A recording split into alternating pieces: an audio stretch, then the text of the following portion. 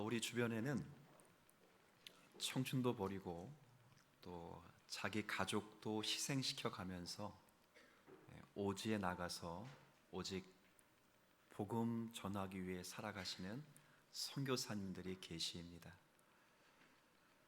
우리가 상식적으로 생각해 볼 때 하나님께서는 그 누구보다도 그런 분들에게 복과 건강을 더해 주셔서 그분들이 복을 받고 복음을 더 활성히 잘 전할 수 있도록 해 주셔야 된다라고 생각을 합니다. 우리가 좋아하는 말씀처럼 내 영혼이 잘됨 같이 내가 범사에 잘되고 강건하기를 내가 간구하노라 라는 그런 기대와 말씀처럼 이것이 우리가 선교사님들 위하여 갖는 마음이기도 합니다. 그런데 가끔 선교 현장에서 건강을 잃고 암에 걸려 고국 품으로 돌아오는 일도 왕왕 생겨나기도 하고, 그리고 또 풍토병으로 고향을 밟지 못하고 그 지역에서 소명을 다하시고 죽음을 맞게 되는 그런 선교사님들도 계십니다. 그런 일을 겪고 있는 분들을 보면서 선교사님들이 시리에 빠지기도 하고 마음의 걱정과 아픔을 겪는 경우도 종종 나타납니다. 제가 왜 이런 말씀을 여러분에게 드리냐면 사도 바울이 바로 그런 경우를 당하였습니다. 사도 바울은 유럽의 관문인 로마로 복음을 들고 들어갑니다. 그가 사업차 로마를 방문한 것도 아니고 그가 관광차 로마로 들어간 것도 결코 아닙니다. 하나님께서 계획하시고 인도하신 바가 있어서 바울을 통해 하나님이 유럽의 관문이자 그 당시 가장 강력한 제국이었던 로마에 복음을 증거하기 위하여 그를 로마로 보낸 것입니다. 그런데 바울을 기다리고 있었던 것은 환영이 아니고 모진 고난과 시련이었습니다. 매맞고 감옥에 갇히고 또 감옥에서는 언제 죽을지 알지 못하는 사형 선고와도 같은 위기 속에 바울이 지금 감옥에 있습니다. 과연 이것이 형통한 삶인가? 이것이 그에게 성공한 삶인가? 의구심을 갖지 않을 수 없습니다. 우리가 예수를 잘 믿으면 복 받는다는 생각 하시죠? 우리가 하나님의 일을 최우선으로 하면 하나님이 우리의 인생을 책임져 주시고 그 나머지는 하나님이 다 알아서 척척 해 주실 것이라 라는 생각을 하시죠. 그러나 우리의 생각과는 너무나도 동떨어진 사도 바울의 환경이 때로는 성경을 그냥 후투로 읽은 우리들에게는 당혹스러움을 감추지 못하게 하는 것입니다. 이런 환경 앞에 사도 바울께서 빌립보 교회에 쓴 편지에 무엇라고 설명을 하는가? 오늘 본문의 말씀은 그겁니다. 사도 바울은 이런 고난과 위기 속에서 심지어는 언제 죽을지 모르는 절박한 상황 속에서 남들이 보기에는 복이 전혀 없어 보이고 있는 복까지도 몽땅 다 잃어버린 듯한 현장에서 자신을 바라보고 자신을 의지하고 있는 빌립보 교회 성도들에게 오늘 말씀을 전합니다. 그 말씀은 다른 말씀이 아니라 하나님을 바라는 자에게는 결코 낙심이 없느니라 하는 겁니다. 하나님을 바라는 자, 그런 자에게는 결코 낙심이 없다 하는 겁니다. 오늘 우리가 읽었던 20절 앞부분이 바로 그 이야기입니다. 나의 간절한 기대와 소망을 따라 아무 일에든지 자신은 뭐하지 않는다고 합니까? 부끄러워하지 않습니다. 이 부끄러워하지 않다는 것을 낙심하지 않는다라는 말로 바꿔 말하면 됩니다. 사도 바울은 아무 일에든지 나는 낙심하지 않는다 하는 겁니다. 모두가 낙심할 수밖에 없는 그런 절망적인 상황에서도 나는 결코 낙심하지 않는다라고 말합니다. 사도 바울이 어떻게 이런 낙심하지 않는 태도를 견지할 수 있었는지 그 이유와 함께 우리 또한 낙심하지 않는 자가 된다면 우리가 어떤 영적인 안목으로 이 시대 속에 살아가야 되는지를 간략하게 여러분에게 권고 말씀으로 전해드립니다. 먼저 그 이유부터 살펴보길 원합니다. 왜 사도 바울은 이런 환경 속에서 낙심하지 않는가? 왜 아무 일에도 부끄러워하지 않는가? 왜 그는 절망하지 않으며 하나님의 뜻에 불평을 품지 않으며 왜 하나님의 원대하신 계획에 의심하지 않는가? 그건 이미 그가 받은 은혜 때문입니다. 우리 지난주 이미 살펴보았지만 12절 말씀을 다시 한번 읽겠습니다. 함께 읽겠습니다. 형제들아,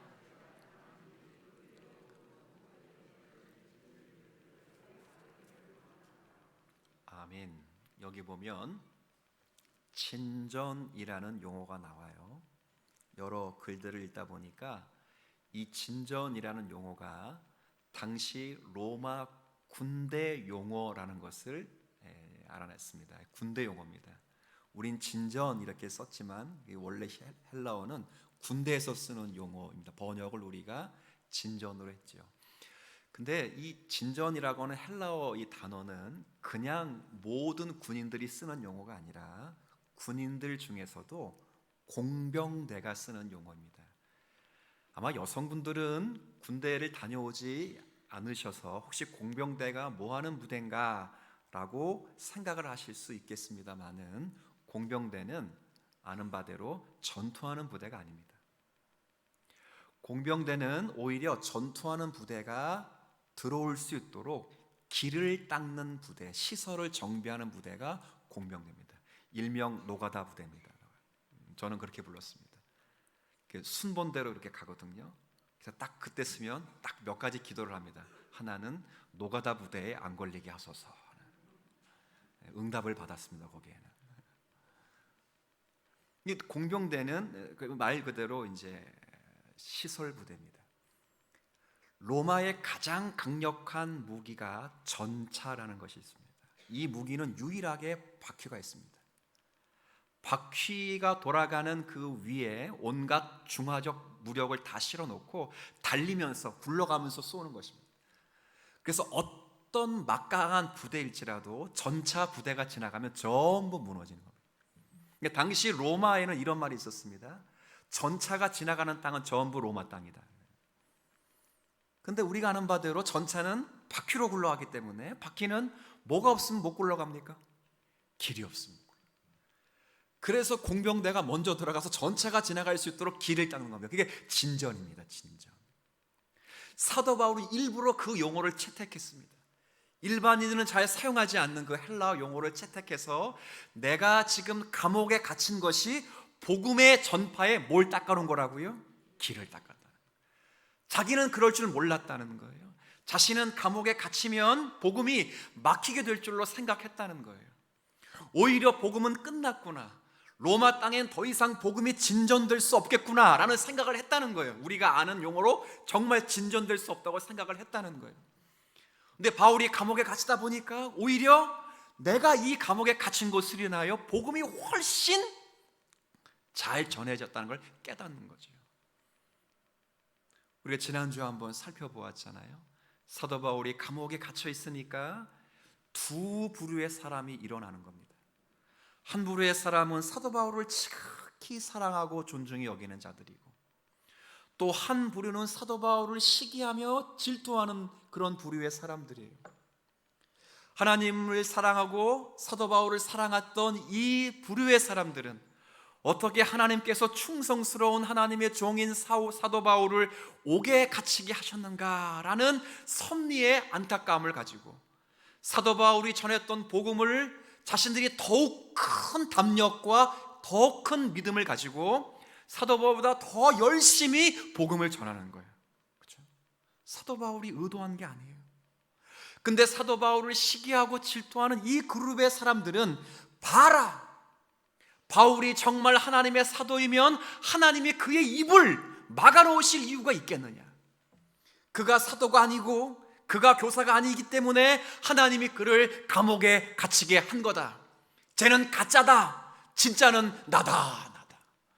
그래서 사도 바울을 고립시키고 사도 바울을 괴로움을 주려고 사도 바울을 시기하는 일단의 무리도 열심히 복음을 전하는 겁니다. 감옥에서 잘 보니까 이렇게 전하나 저렇게 전하나 전파되는 것은 누구라고요? 자, 묻습니다. 사도 바울이 로마에 왜 왔습니까? 사업차 왔습니까? 관광차 왔습니까? 그리스도를 전하러 왔습니까? 어디서 전해집니까? 감옥에서. 자신은 그 길을 닦은 거예요. 사도 바울이 이 사실을 깨닫고 놀라운 발견을 한 겁니다. 아, 하나님의 일은 하나님이 하시는구나. 믿으십니까? 하나님의 일은 하나님이 하시는구나. 환경에 매이지 아니하고 인간들의 숫자에 매이지 않고 돈에 매이지 않고 하나님이 뜻이 계시면 하나님은 신실하게 이루시는구나. 갇힌 거는 나지, 갇혀있는 상황은 나인 것이지 하나님과 하나님의 복음이 갇힌 것은 아니로구나. 하나님은 갇혀있는 상황을 통해서도 하나님은 역사하실 수 있는 전능하신 하나님이시로구나. 그걸 생각하는 거예요. 그걸 어디서 깨달았다고요? 감옥에서. 그렇죠. 그래서 유명한 오늘 고백을 하는 겁니다. 20절 21절 다시 여러분들의 언어로 한번 읽어주시겠습니까? 시작. 나의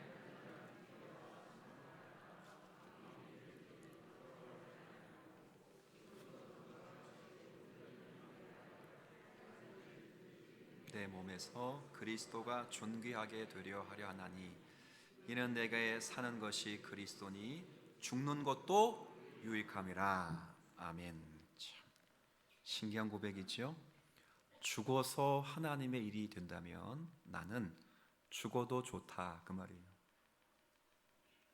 단순한 체념이 아닙니다. 이분이 염세주의자가 아닙니다.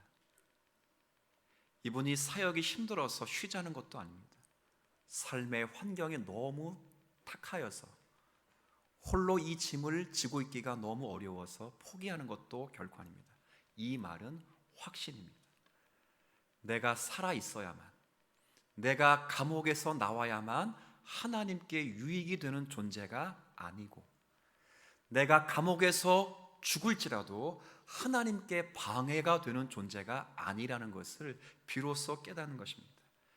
신실하신 하나님의 일하심에 나 하나가 편을 든들 그것이 하나님에게 무슨 도움이 되겠으며, 나 하나가 없어진들, 나 하나가 방해한들 그것이 하나님의 역사하심에 무슨 손해가 되겠느냐.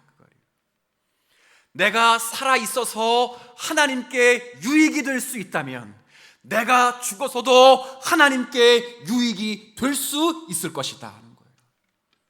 살든지 죽든지 내 안에서 그리스도가 존귀하게 되는 것은 이 모든 일이 복음을 복음되게 하시는 하나님의 신실하심과 하나님의 일하심의 결과일 뿐이지, 내가 있기 때문에 복음이 빛을 발하고 내가 있기 때문에 십자가가 밝아지는 것이 아니고, 내가 없기 때문에, 내가 사라지기 때문에 복음이 어두워지는 것은 아니라는 거예요.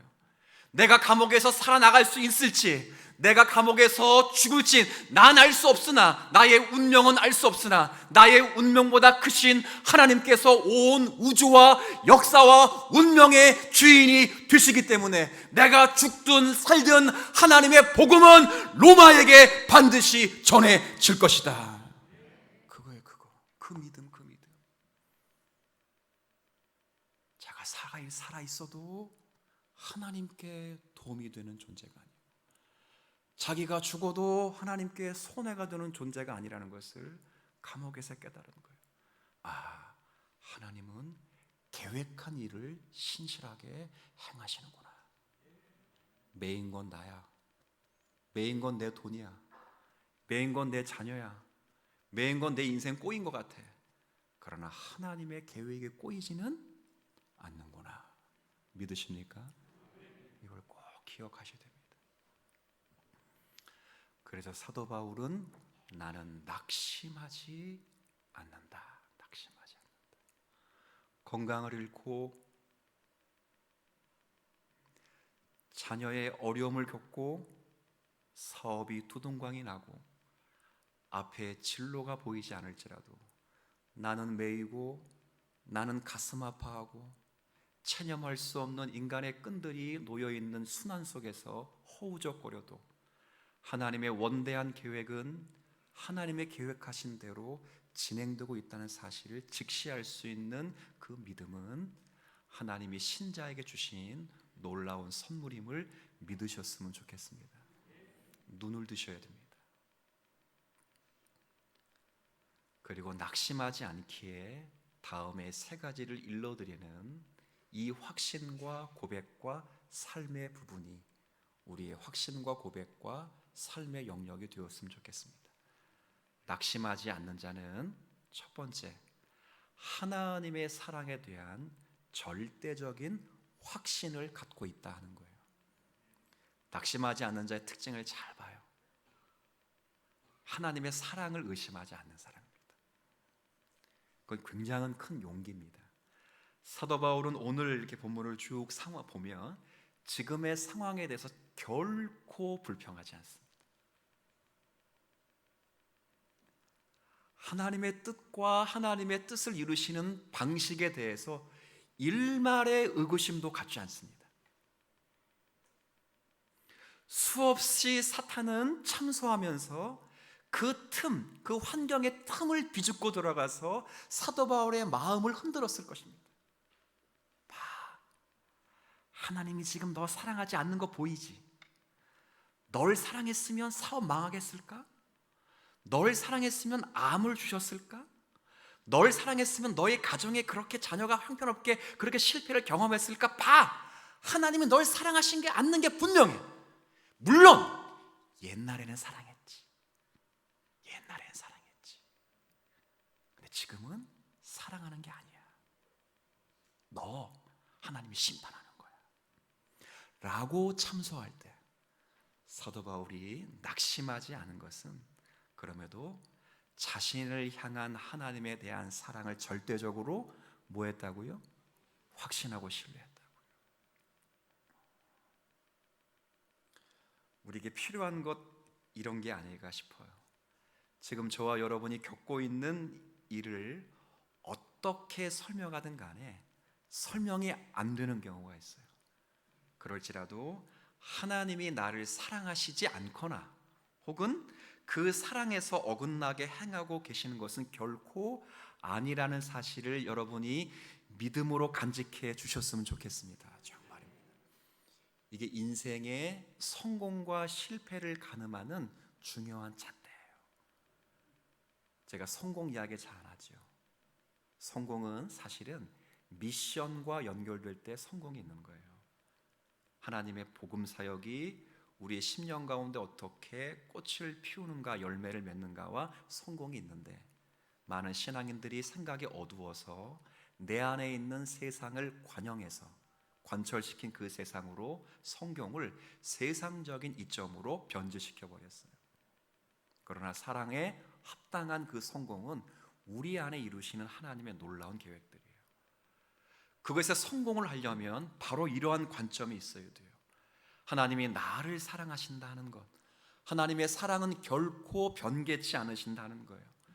자기 아들을 아끼지 아니하시고 우리 모든 사람을 위하여 내주신 이가 어찌 그 아들과 함께 모든 것을 우리에게 주시지 아니하시겠느냐는 믿음이 있어야 돼요.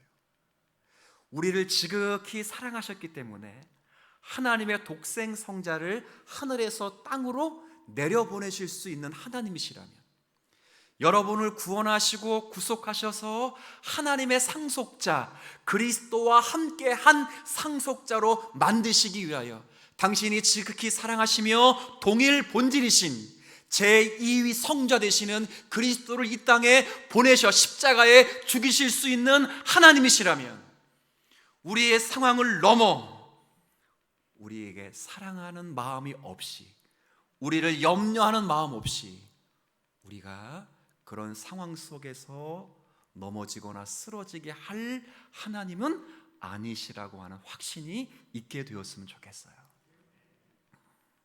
이게 우리에게 간절히 필요한 거예요. 바울에게 있어서 하나님을 의심한다는 것은 있을 수 없는 일이었습니다. 그것은 자신이 전하는 복음을 송두리째 부인하는 일과 같았습니다. 여러분과 저는 어떤지 모르겠어요. 어떤 어려움을 만나고 어떤 고초를 겪고 있는지는 잘 모르겠습니다. 그러나 그때마다 여러분이 기억하실 것은 하나님은 나와 나의 구원을 위해서 독생 성자를 십자가에 내주신 나를 가장 사랑하시는 전능하신 하나님이시다는 거예요. 이걸 잊으시면 안 돼요. 사랑은 여기 있나니 내가 하나님을 사랑한 것이 아니요. 이게 사랑이 아니라고요. 사랑은 하나님이 우리를 먼저 사랑하셨으니 우리의 죄를 속죄하기 위하여 화목제물로 그 아들을 우리에게 보내주셨습니다. 그게 사랑이에요.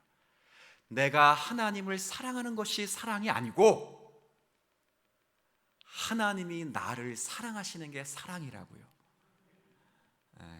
뭐 이해가 안 돼도 이쯤 되면 끄덕여야 됩니다. 중간까지 진행이 되고 있습니다. 지금 설교가.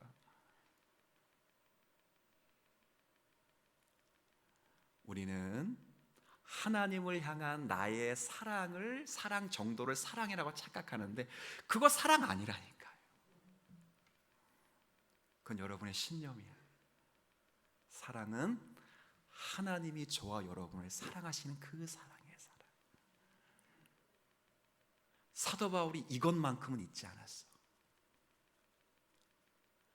모든 게 다 끝나가도 모든 게 절망이라 그러죠. 하나님은 지금도 일하신다. 하나님은 지금도 역사하신다. 하나님은 내 환경에 내 상황에 간섭하시고 섭리하신다. 그리고 종국에는 하나님께는 영광이 되고 우리에게는 유익이 될 것이다. 밤잠을 설치고 그리고 모든 환경 속에서 잠이 오지 않을 뿐 아니라 마음에 고통이 오고 참아낼 수 없는, 인내할 수 없는 괴로움이 순간순간 환경 속에서 좌절로 좌소할지라도 하나님은 지금도 내 안에 역사하시며 이 환경을 주관하셔서 반드시 주님의 일을 이루어 주실 것이다. 믿으셔요? 믿으셔요. 믿으셔요. 이걸 믿으셔야 돼요. 하나님은 실수하지 않아. 아이고 미안해. 감옥까지는 생각 못했다. 감옥까지. 바울을 로마에 보낼 때부터 감옥이 예고돼 있는 거예요. 하나님의 시간 속에서. 요셉이 꿈을 꾸고 전혀 이해하지 못할 때 오히려 그 꿈 꿨다고 자랑한 거 아니에요? 엄청 두드려 맞고 미움당하고 팔려가고 죽을 위협이 다 되고 바로가 꿈을 꾸어서 해롱해롱 거릴 때 그 꿈을 이해할 수 없는 모든 사람들이 갈등할 때 자신에게 도움을 받았던 한 관원의 또 도움을 따라 그가 바로의 꿈을 해석해 줄 때 아하, 하나님께서 선택하신 백성을 가뭄에서 그리고 염려에서 죄에서 구원하시기 위하여 나를 예비하신 한 수단의 방편이었구나. 비로소 깨닫는 거예요. 당신들이 나를 죽이려고 그 악행을 저질렀더라고.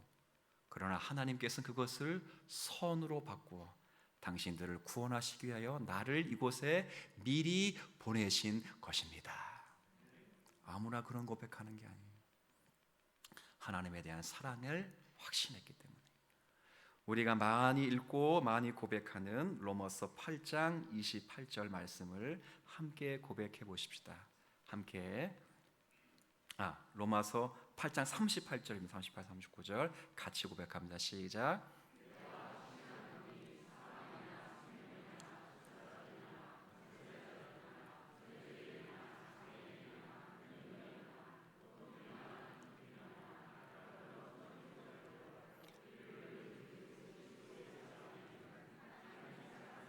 끊을 수 없느니라. 아멘. 아멘.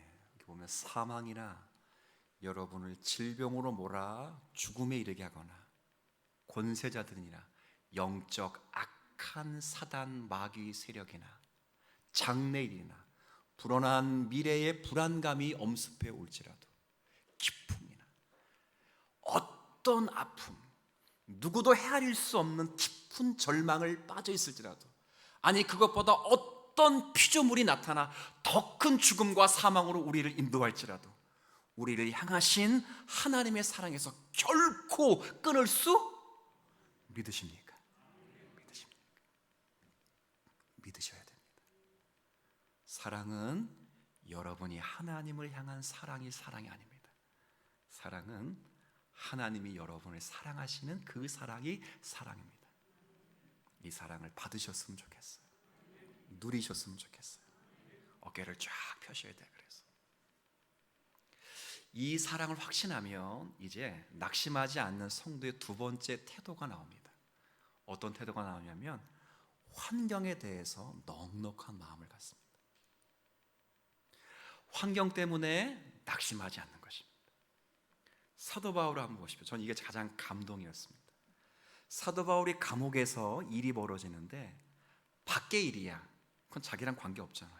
자기는 감옥에 있는데 양 사이드에서 두 부류가 열심히 그리스도를 전하는 건 자기랑 관계없어.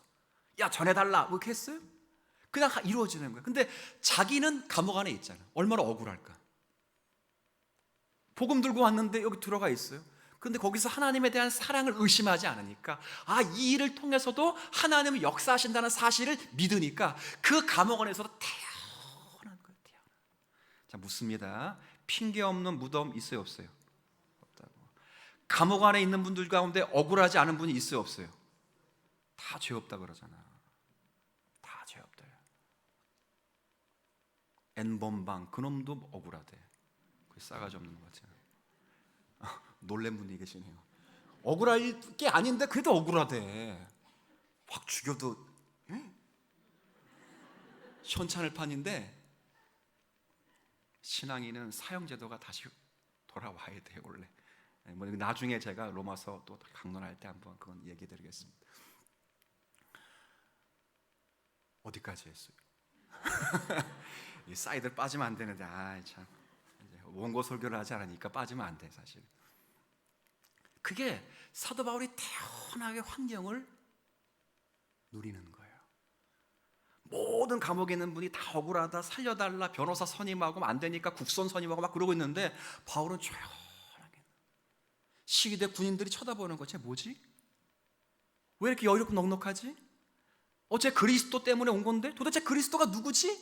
그 그리스도에 물어보세요. 도대체 네가 섬기는 신이 누구냐? 거기서 뭘 전했다는 거야? 그래서 복음을, 예수 전했어요. 예수를 전하니까 시위대 군인들이 그 복음을 듣고, 제가 지난주 그랬어요. 시위대 군인들은 정예 부대라. 로마의 엘리트 집단이에요. 그들이 그 복음을 듣고 회심하고 믿음이 생겼어요. 그래서 사도 바울을 오히려 보호해 주는 거예요. 보호해준다. 로마에 갇혀 있으면서, 로마 감옥에 갇혀 있으면서 빌립보스만 쓴 게 아니에요.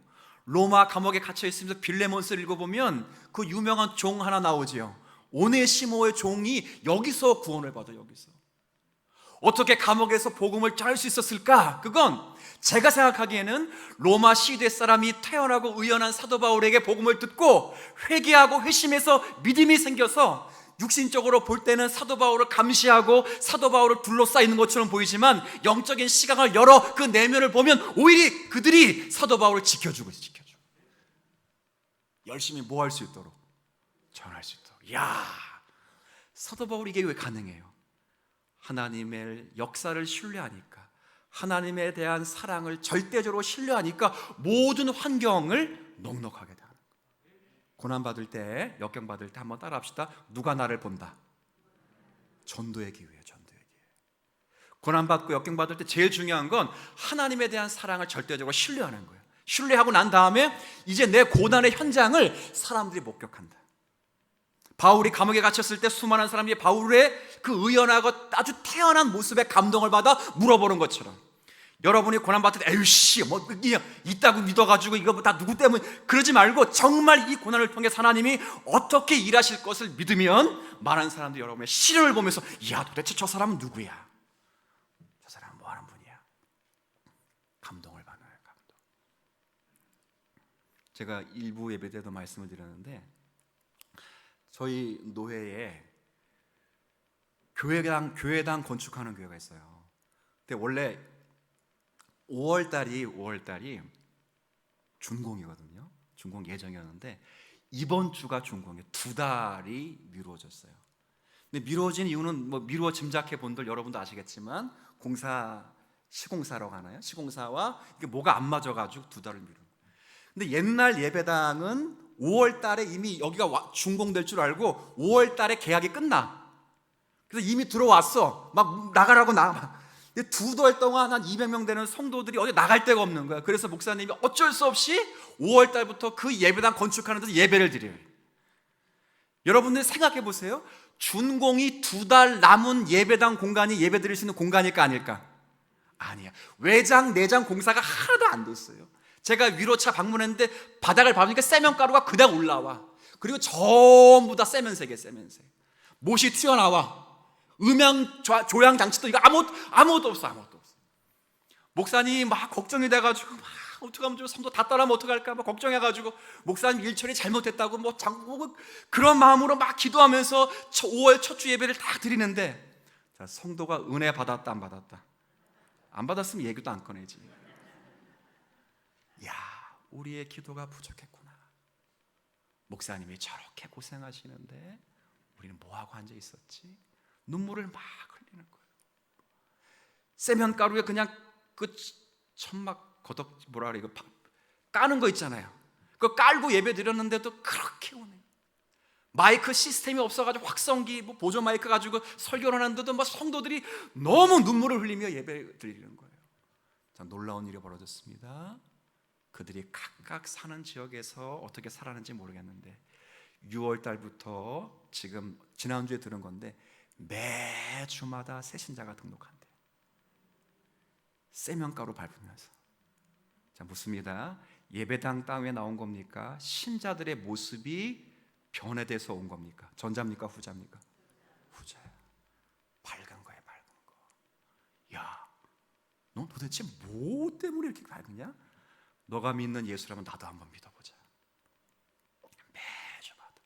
어떤 새신자는 건축 헌금하겠다고 계좌번호 알려달라. 다음 주에 가서 또 물어볼 거 얼마 냈는지.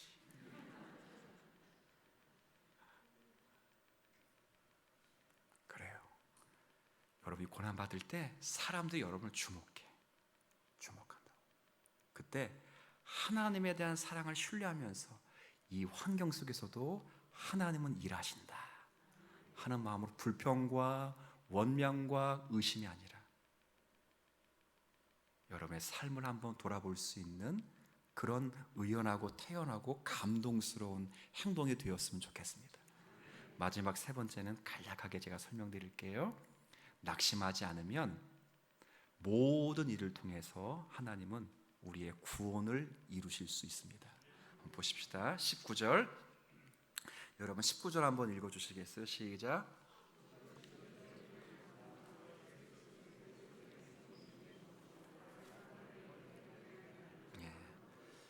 너희의 간구 그리스도의 성령의 도우심으로 나를 어디에 이르게 할 줄 안다고요? 구원. 이 구원은 좁은 의미로는 추록을 이야기할 수 있어요. 너희가 기도하고 성령께서 도우시면 나 감옥에서 나올 수도 있다라고요. 그러나 사도 바울이 로마서에 썼던 그 구원과 동일한 용어를 쓴 것으로 보아 단순히 추록을 염두에 둔 것이 아니라 이 일로 인하여 나를 성숙시키실 줄 안다 하는 거예요. 그러니까 하나님의 사랑을 신뢰한 자가 낙심하지 않으면 모든 환경은 그리스도를 전할 수 있는 환경이 될 뿐 아니라 그 환경이 오히려 나를 만들어 간다는 걸 아는 거예요. 다른 사람들에게는 전도의 기회가 되지만 나는 성장시키시고 성숙시켜가는 수단이 된다는 걸 아는 거예요. 바울이 감옥에 있지 않을 때는 몰랐던 것을 바울이 감옥에 있다 보니까 깨달았다는 거예요. 고난이 있다 보니까 하나님을 의지하게 되고 고난이 있다 보니까 하나님을 알아가고 싶다는 거예요. 자기의 죄와 자기의 무기력함과 무능력을 발견하고 연약함과 무력함 속에서도 하나님이 힘주심을 발견함으로 자기는 죽고 자기는 죄에 대해 죽고 의에 대해서 살아가는 성도로 살아갈 수 있다는 사실을 확신할 수 있는 거예요. 고난은 우리를 만들어요. 고난이 내게 유익이라. 내가 이 고난을 통해서 주의 뭘 배웠어요? 율례, 주의 말씀의 본질, 의미를 배웠도다 하는 거예요. 여러분이 고난을 그렇게 만나야 돼요. 16세기에 칼빈이 목회하고 있었던 스위스 제네바에 큰 지진. 땅이 막 흔들렸을 거 아니에요. 그럼 지금으로 말하면 제자들이 스승님에게 물었어요. 선생님, 지진은 왜 일어나는 겁니까? 자, 답을 제가 2개 제시할게요. 1번인지 2번인지 맞춰보세요. 1번! 너무 흥분했네. 1번. 지구 내부에 있는 탄성 에너지가 축적이 돼서 그 탄성 에너지가 지구 표면으로 돌출되어 나오는 지각 변동. 1번. 2번. 칼빈의 답입니다. 솔직하게 얘기해야 돼요. 칼빈의 답. 그건 이 땅을 살아가는 성도들에게 이 땅을 밟고 있는 이 세상이 전부가 아니고 우리가 살아가야 될 삶의 터전이 아니라는 사실을 가끔 하나님이 일깨워 주셔야 될 필요성이 있기 때문이다 하는 거예요. 자, 묻습니다. 지진이 일어나는 것 1번, 2번. 나중에 천국 가서 물어보세요. 전 2번으로 밀어요. 2번. 지금은 자연과학이 진리의 영역을 대신한 이 시대, 모든 진리를 세상 안에 있는 자원으로 설명하는 이 시대에는 도저히 알 수 없어요. 그러나 진리의 빛은 외부로부터 오는 것입니다. 죄가 외부로부터 유입되었듯이 생명과 진리도 외부로부터 주어지는데 그 외부의 모든 근원은 하나님 최고의 선이시자 가장 아름답고 복되신 삼위일체 하나님으로부터 오는 거예요. 그분이 그렇다면 하나님의 여기에 놀라운 계획이 있는 거예요. 그렇게 살아가는 거예요. 그렇게. 어려운 일을 당했네? 그러면 나를 보는 자들이 있다. 이건 전도 기회다. 그리고 이 일을 통해 나를 만드실 것이다. 여러분 믿어 주실 수 있겠습니까? 그 공식을 늘 생각하셔요. 그래서 의연히 서세요. 그래서 여러분을 통해 하나님이 이루실 영광스러운 구원을 우리 생애 속에서 날마다 그리고 신압으로 조금씩 체험하는 오늘의 말씀이 되었으면 좋겠습니다. 하나님